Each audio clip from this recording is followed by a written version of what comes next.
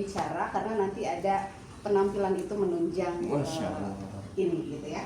Oke, baik teman-teman sekalian, bismillahirrahmanirrahim. Assalamualaikum warahmatullahi wabarakatuh. Waalaikumsalam warahmatullahi wabarakatuh. Iya, tampil di layar ada sebuah judul buku yang saya resensi, kebetulan ini adalah tugas dari Pak Tabit, tapi materi ini, buku ini yang saya pilih merupakan buku yang menunjang laporan akademis saya di perkuliahan. Jadi buku ini salah satu buku yang nantinya akan menjadi salah satu sumber yang akan saya masukkan ke laporan tesis saya. Jadi ini salah satu buku yang menurut saya penting untuk saya, tapi juga mungkin nanti kita lihat isinya apakah penting juga untuk rekan-rekan semua.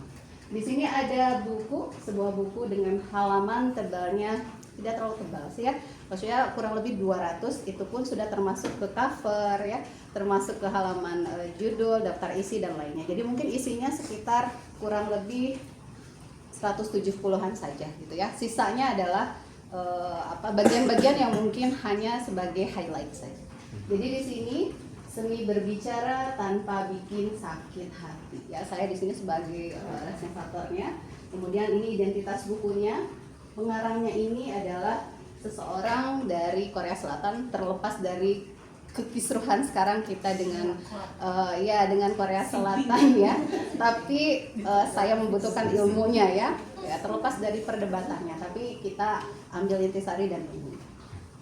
Ini identitas buku yang saya resensi, penulisnya adalah Oh Sayang.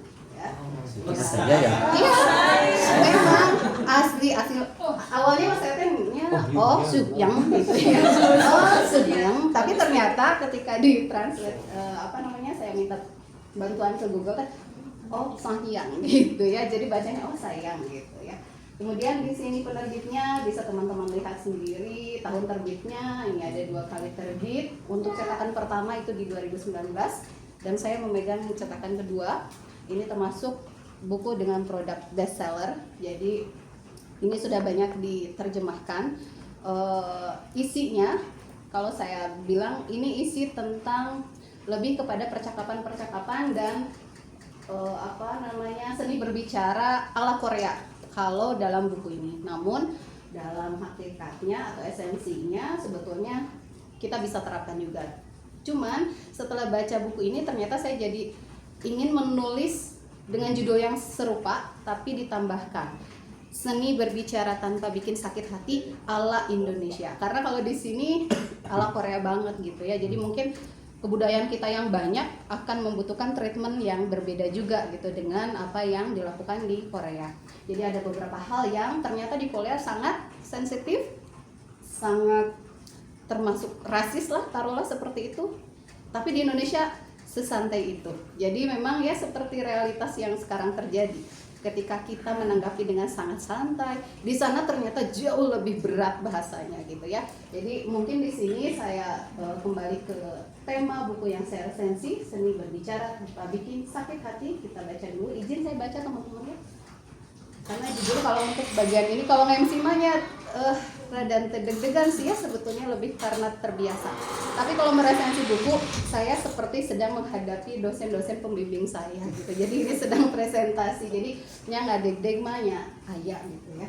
Nah ini buku ditulis oleh pakar komunikasi, izin saya berpindah, oleh pakar komunikasi asal Korea Selatan, dikenal luas sebagai dosen, beliau juga konsultan.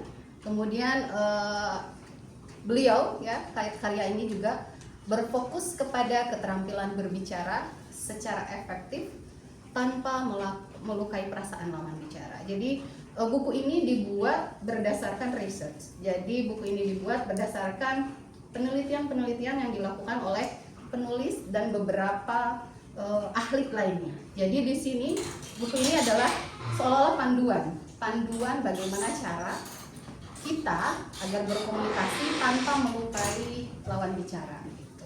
Terus dari mana sih sumbernya? Nah itu dia tadi yang saya ingin seolah-olah saya ingin membuat buku yang serupa tapi khusus Indonesia, versinya Indonesia, karena kalau yang saya baca di sini ini memang bahasa-bahasanya lebih kepada percakapan-percakapan Korea gitu. Jadi kalau saya baca, wah di Korea seperti itu ternyata tidak sopan ya, tapi kalau di Indonesia mah asa santai gitu. Jadi mungkin nanti versi Indonesianya ini layak dicoba gitu ya, kita buat juga. Nah ini seperti ini, kemudian ini ringkasannya izin saya baca juga. Seni berbicara tanpa bikin sakit hati, membahas pentingnya komunikasi yang empati, lebih kepada hati, rasa, diri, ya. Kemudian terkontrol bagaimana? Di sini ada kedewasaan berkomunikasi. Kita ajak lawan bicara seperti apa, sedang apa, dalam kondisi bagaimana, di mana, bahkan sampai dengan mungkin antara memisahkan gender dan usia. Jadi di sini lengkap sekali gitu ya untuk hal mengupas bagaimana cara kita berkomunikasi dengan siapa dan bagaimana. Kemudian saya langsung saja ke sini. Di sini adalah contoh-contoh konkret yang seperti saya tadi sampaikan.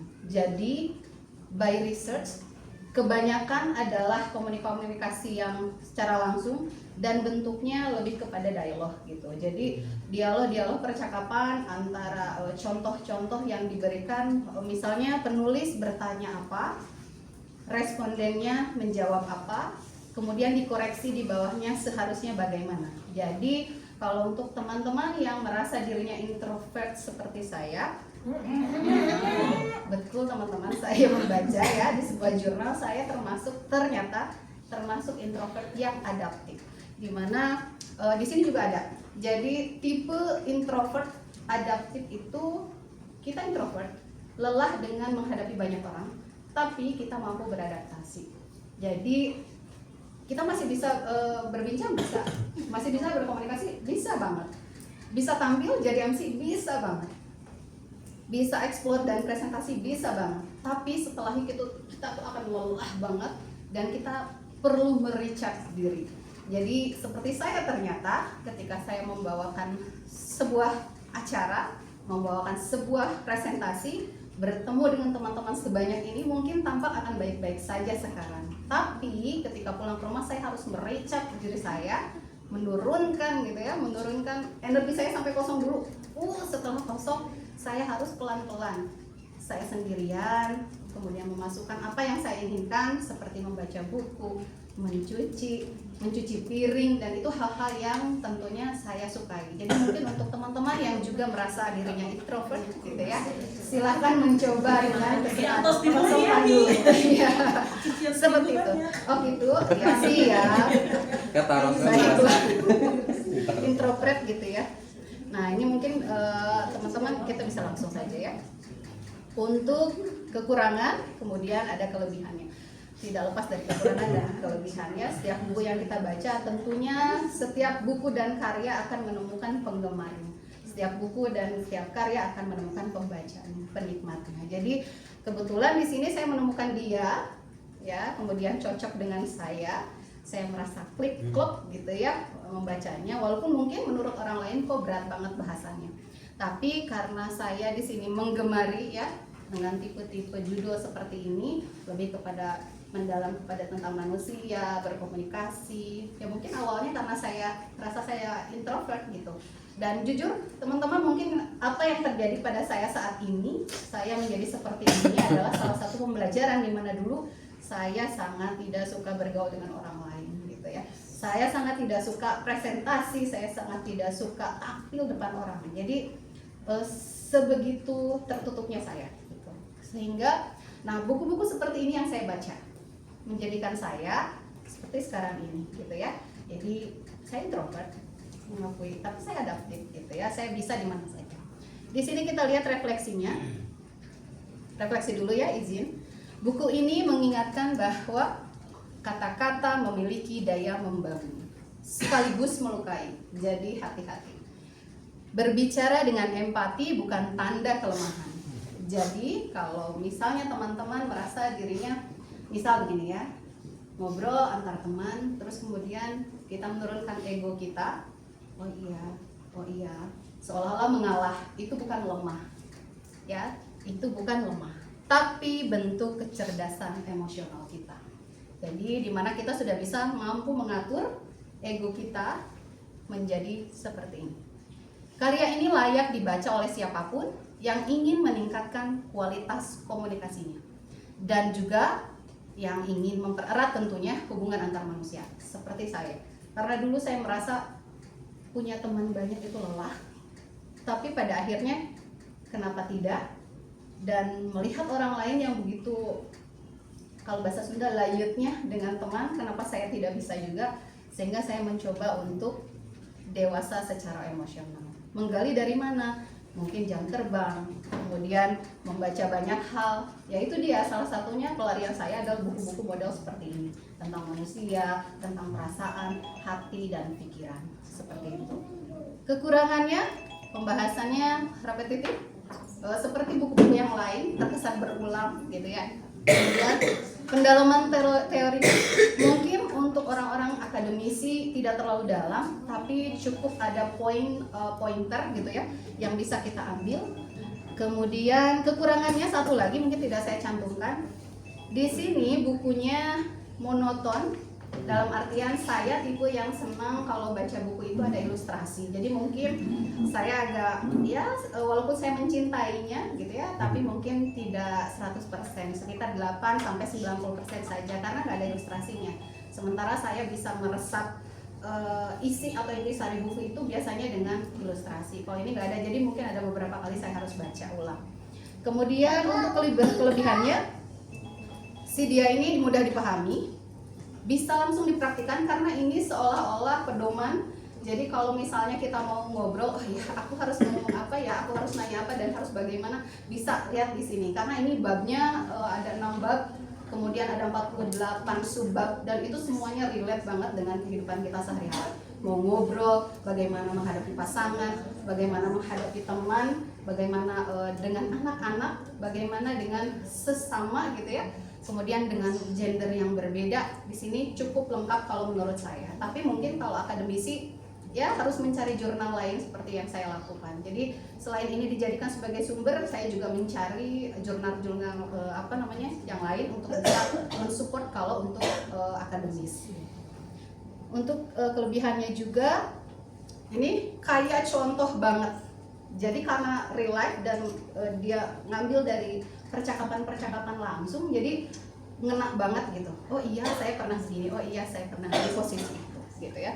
Kemudian dia juga menggabungkan teori-teori psikologi dengan pengalaman yang praktis. Jadi ketika si penulis memaparkan tentang contoh kasus dibarengi dengan alasannya di bawah secara psikologis, misalkan harusnya seperti ini.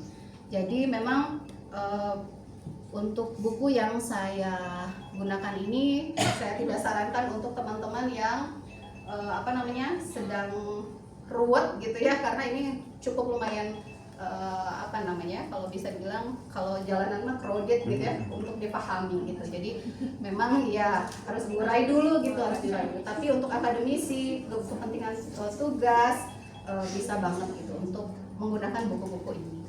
Boleh pinjam, boleh mau beli sendiri juga boleh, tentunya ini bisa bermanfaat di kehidupan kita sehari-hari. Itu mungkin teman-teman yang bisa saya sampaikan. Kalau penasaran banget boleh nanti pinjam aja. Terima kasih Bapak. Ide.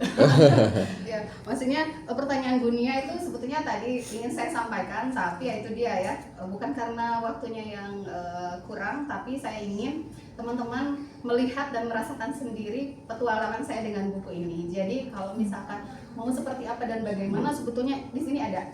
Jadi bagaimana cara kita menghadapi orang yang sangat sensitif, bagaimana cara kita menghadapi sampai dengan kalimat dan katanya gunakan apa gitu. Jadi ada beberapa contoh yang misalnya si A yang kita hadapi itu sensitif banget, baperan banget. Kita harus bagaimana, kemudian kata atau kalimat apa yang bisa kita gunakan. Terus di sini juga ada beberapa solusi ketika poin-poin tersebut tidak kita dapatkan manfaatnya, harus bagaimana lagi.